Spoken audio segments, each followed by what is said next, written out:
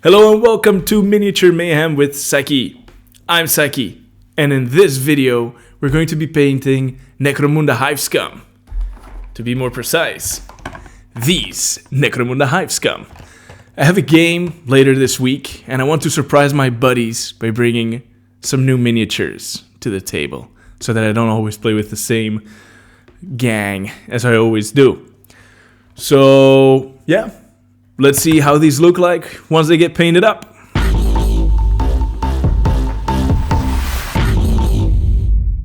So the first thing that I did was paint all the flesh parts of the model. All the naked skin, as you would say. So I used Citadel Colours Contrast Paints in most of the cases of these models. And for the skin color I used Guilliman's Flesh.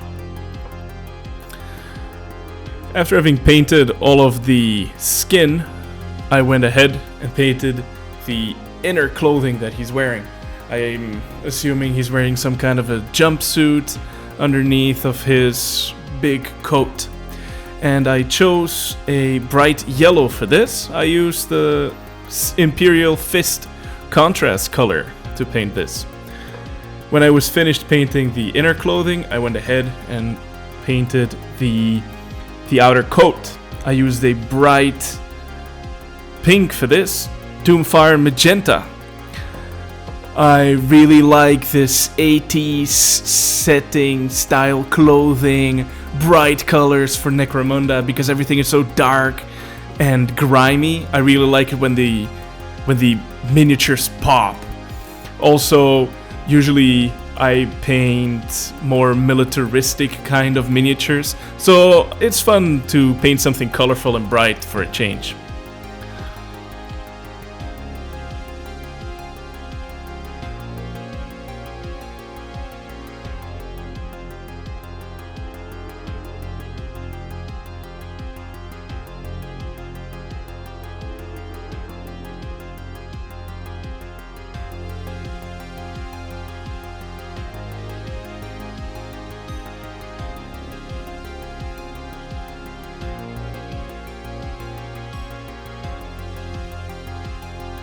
Done painting his coat pink, I went ahead and chose another bright color for his hair.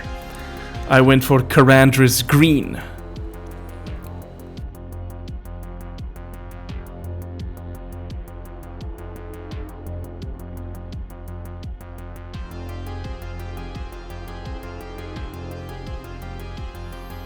With his hair done, I went ahead and painted all of the leather parts on the miniature, which are the leather straps holding his shoulder pad and his belt. I painted these using Rhinox hide. It's a Citadel base color. I used this because it would be very easy to paint over the Doomfire Magenta. And as you can see, it did that without any trouble.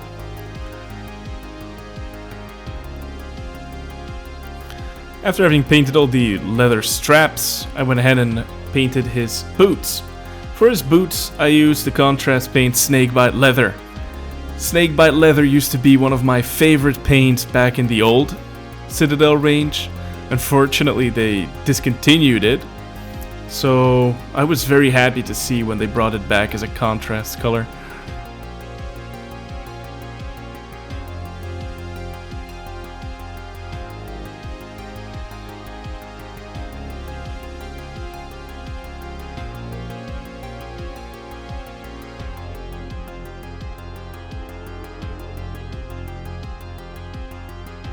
Boots done, I went ahead and did some details, some metallic details. I painted his shoulder plate and his kneecap with Retributor armor. I also went ahead and painted the buttons on his coat with this, just to make them pop.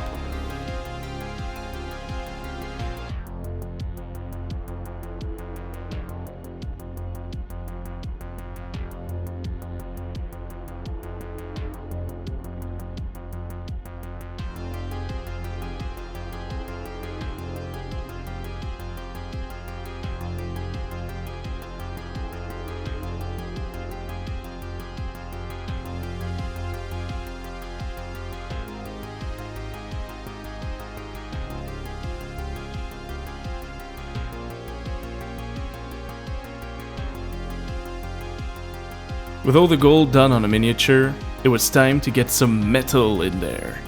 So I took lead belcher and painted the gun.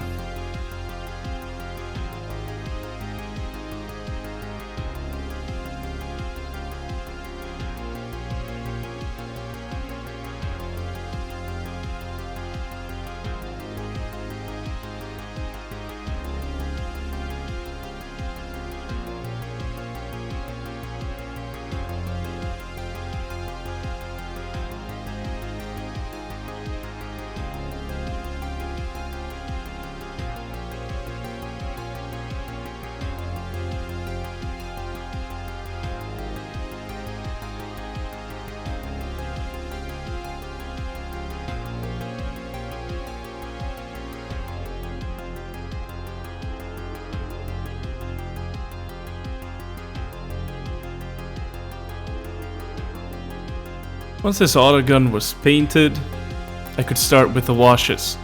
I used Nuln Oil as a wash for the gun to make it look dark and grimy instead of the bright metallic color of the lead belcher.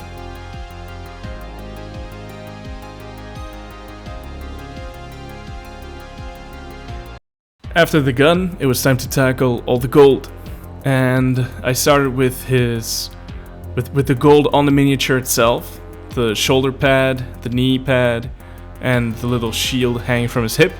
I washed it with Reichland Flesh Shade.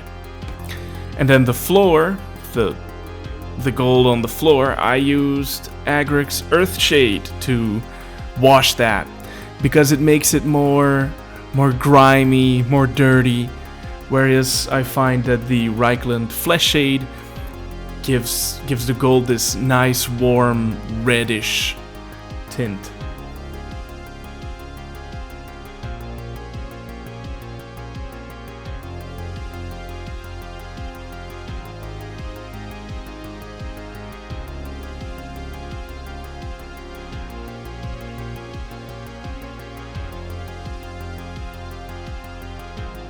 After passing the washes, I went ahead and highlighted the leather straps with Doombull Brown,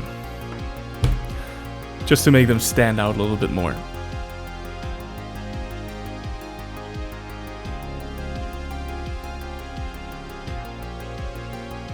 With all the washes and highlights done, I'm putting this miniature to dry.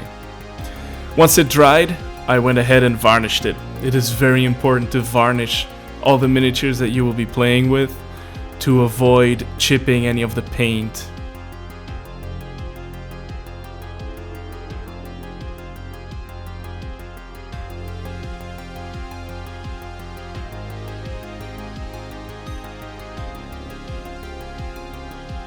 There we go. And with the miniature fully varnished and dried, it is time to show it off. Thank you for watching. I hope this video was inspiring to you. It gave you some new ideas, and I hope that you will want to paint your own Hive Scum, or, you know, just whatever you have gray laying on your table waiting to get painted. Thank you for watching, and we'll see you in the next one.